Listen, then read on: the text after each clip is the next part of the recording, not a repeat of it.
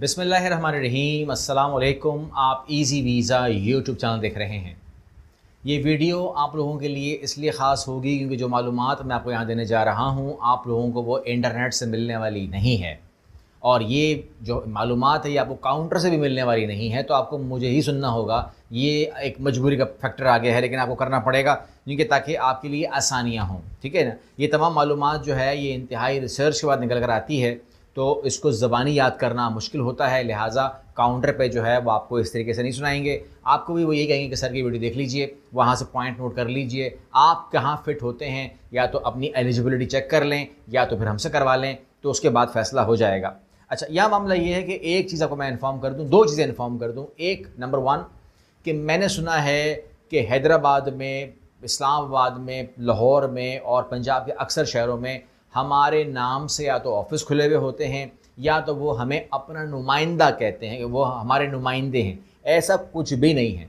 किसी भी शहर में हमारा कोई नुमाइंदा बैठा हुआ नहीं है। हमारा ऑफिस जो है वो कराची बेस है और इसके नंबर्स जो हैं वो स्क्रीन पे आ रहे होंगे। अगर ये कोई एडिट करके वीडियो चढ़ा रहा है तो भी एहतियात कीजिए, क्योंकि वो अपनी पट्टी चला सकता है, साइट पर अपने नंबर चला सकता है। ऐसा भी देखा गया है टिकटॉक के ऊपर, तमाम जगहों के ऊपर। तो आपने एहतियात करनी है कि आपके सामने जो है लिंक भी आ जाएगा, नीचे डिस्क्रिप्शन में भी आ जाएगा कि easyvisainternational.com पे जो नंबर हैं वही नंबर हैं जहां पर आपने बात करनी है। 0323-290-2456 के ऊपर कंफर्म कर लिया करें कि ये नंबर आपके हैं कि नहीं। कराची हो या कोई भी हो, हैदराबाद में या कहीं और पर भी नहीं है, क्योंकि मैंने वहाँ पर देखा है वो लोग मुझसे प्यार करते हैं, तस्वीरें लगाते हैं मेरी और बहुत कुछ करते हैं, लेकिन ये प्यार हमारे लिए आपके लिए ख़तरनाक है। तो लिहाजा एहतियात कीजिए, क्योंकि वहाँ पर आपको बड़े बड़े डिस्काउंट ऑफ़र किए जा रहे हैं, क्योंकि उन्होंने करने कुछ नहीं है तो डिस्काउंट ही दे देते हैं कम से कम। ठीक है ना, हमारे नाम पर। तो एहतियात कीजिए, फेसबुक के ऊपर या टिकटॉक के ऊपर ख़ास तौर पर इन तमाम बातों को नोट किया जा रहा है।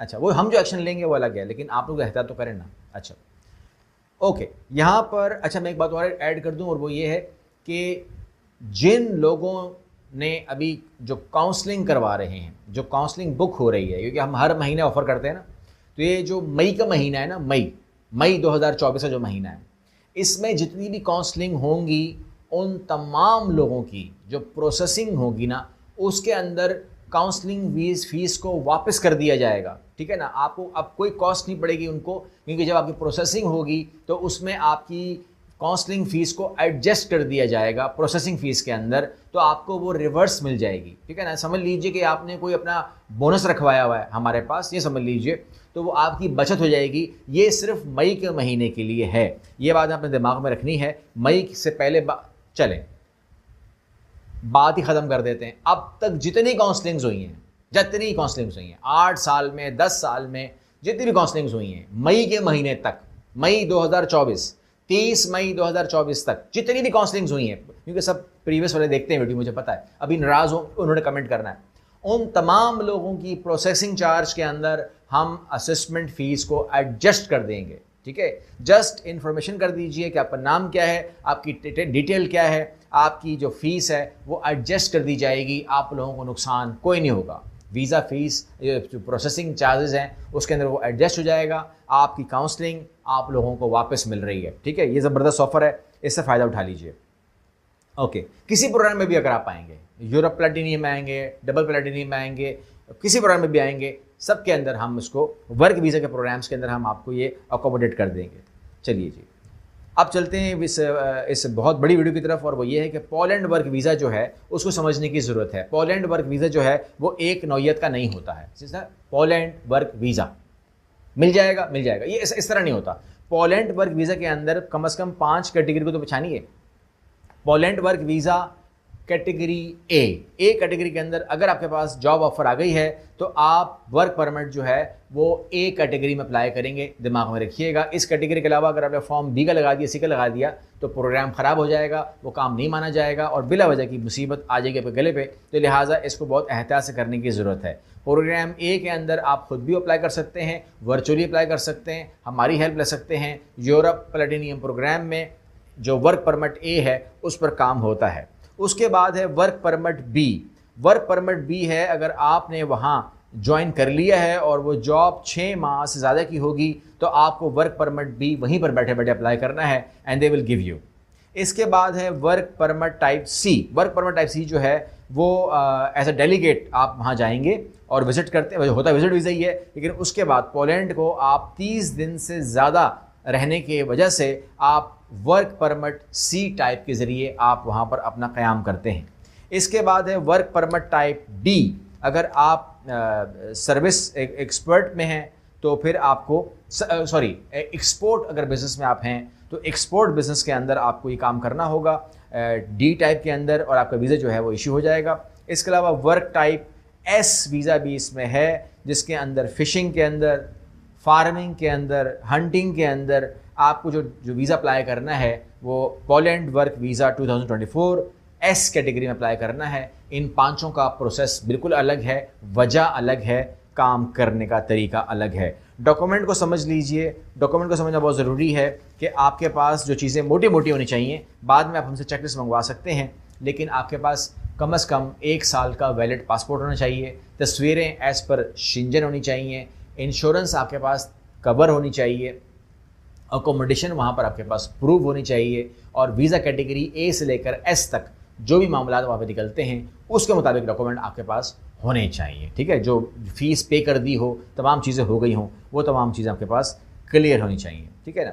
अब how to apply Poland work visa, ये सवाल आता है आपका। तो एम्प्लॉयमेंट के लिए क्या है कि वर्क वीज़ा आपका यहाँ निकालना पड़ेगा, जो ए कैटेगरी में निकलेगा, जिस पर आपको वर्क वीज़ा इशू हो जाएगा, और उसके बाद जो है वो प्रोसेस यहाँ से पाकिस्तान से जो है वो हमारी टीम भी कर सकती है, आप खुद भी कर सकते हैं अपॉइंटमेंट बुक करवा के कॉन्सुलेट की। ठीक है ना। वर्क परमिट जो है वो आप सवाल करते हैं कि जी उसकी ड्यूरेशन क्या होती है, कितनी देर में वो प्रोसेस होता है। वर्क परमिट जो है वो 6 वीक्स में प्रोसेस हो जाता है। 1.5 महीने में आपका वर्क परमिट प्रोसेस हो जाएगा, और उसके बाद आप कहते हैं कि जी वहाँ पे जो फ़ीस पे हो रही है, जो एम्प्लॉयर आपके लिए फ़ीस पे कर रहा है, तो वो कितनी पे कर रहा है। अगर आप किसी ऐसे काम में जा रहे हैं जो वक्ती है, ठीक है ना, वक्ती होता है ना, जैसे हमारे सिंगर जाते हैं तो जाते हैं हफ्ते के लिए, 3 दिन के लिए, ठीक है ना, 10 दिन के लिए, तो वो 3 महीने से पहले उन्होंने छोड़ना होता है, तो उनका सिर्फ $11.5 के अंदर, वो €11.5 में उनका वीज़ा लग जाता है, प्रोसेसिंग हो जाती है, वर्क परमिट इशू हो जाता है। ठीक है ना, क्योंकि वो काम कर रहे हैं ना, कमा रहे हैं, वो विजिट वीज़ा पर नहीं है। उसके बाद अगर वो 3 महीने तक कहते हैं कि जी 3 महीने तक रहना है, प्रोजेक्ट है, कोई काम है ऐसा, ठीक है ना, तो उसके लिए फिर वो 22.5 यानी कि $22 में वो लोग वहाँ पर अपना क़याम करते हैं। अगर 1 साल के आसपास कहीं आपका वीज़ा है तो वो €44.5 में होगा। ये आपके माइंड में होना चाहिए। ओके, आप कहते हैं कि जी जो वैलिडिटी है पोलिश नेशनल वीज़े की वो क्या है। तो पोलिश नेशनल वीज़ा जो है वो 3 मंथ का होगा। इसके बाद आप जो है रेजिडेंट परमिट अप्लाई करेंगे और उसके बाद वो कन्वर्ट हो जाएगा as per demanding time duration के। ठीक है, यहाँ पर आप कहते हैं कि जी एक्सटेंशन जो है वो आपको मिलती है आपकी कंपनी और आपकी सवाबदीदी इख्तियार के ऊपर। आप एक्सटेंशन चाहते हैं पहली बार और कंपनी देना चाहती है तो आपको एक्सटेंशन मिल जाएगा। वर्क परमिट के हवाले से एक सवाल यह आ सकता है कि वो कितने ड्यूरेशन का मिलेगा। 1 साल का मिलेगा, 2 साल का मिलेगा, मसला नहीं है, लेकिन वो एक्सटेंडेबल होता है और ये डिपेंड करता है दोनों के ऊपर, आपके ऊपर भी और उनके ऊपर भी, कि आप वर्क परमिट में रहना चाहते हैं उनके साथ और वो आपको वर्क परमिट में रखना चाहते हैं। इसके अलावा पोलैंड में जो लोग सीजनल वर्क करना चाहते हैं वो भी दिमाग में रख लें कि ये वीज़ा 9 महीने से ज़्यादा का नहीं होगा, 9 महीने से कम का वीज़ा होगा, नंबर 1। और इसके अलावा आपके दिमाग में होना चाहिए कि जो एजेंट आपको कह रहे थे ना किसी टाइम भी कि मैं करा दूंगा, ऐसा नहीं होता। ये नॉर्मली गर्मियों में आपको नज़र आएगा। गर्मियाँ जब होती हैं तो ये सीज़न वीज़ा शुरू होता है, चल रहा होता है, दिया जा रहा होता है, और आज के लिए वीज़ा दिया जा रहा है। ठीक है, इसके लिए आपको वहाँ जाकर क्या करना पड़ेगा, आपको वहाँ जाकर TRP, ठीक है ना, टेम्परेरी रेजिडेंट परमिट अप्लाई करना होगा ताकि आप वहाँ पर रह सकें। यहाँ पर आपने क्या कराना होगा, जब मान लीजिए कि वहाँ पर आपका किसी भी कैटेगरी के अंदर आपका एम्प्लॉयर ने आपको भेज दिया तो आप यहाँ पर आएंगे और आने के बाद यहाँ पर उसकी जो प्रोसेस फाइलिंग है वो फाइलिंग होगी, वीज़ा फाइल बनेगी। वीज़ा फाइल अपॉइंटमेंट के डेट के ऊपर वो तमाम चेकलिस्ट जो उनकी अपनी वेबसाइट पे दी हुई है, ऑफिशियल वेबसाइट के ऊपर, जो कि लिंक जो है, ठीक है ना, अभी तक मैं वहीं पे हूँ। आप लोगों से मैं बोलता हूँ ना कि आप मेरे लिंक नज़र नहीं आते, तो लास्ट वीडियो के अंदर भी, कमेंट्स के अंदर भी है लिंक, और डिस्क्रिप्शन बॉक्स में भी है।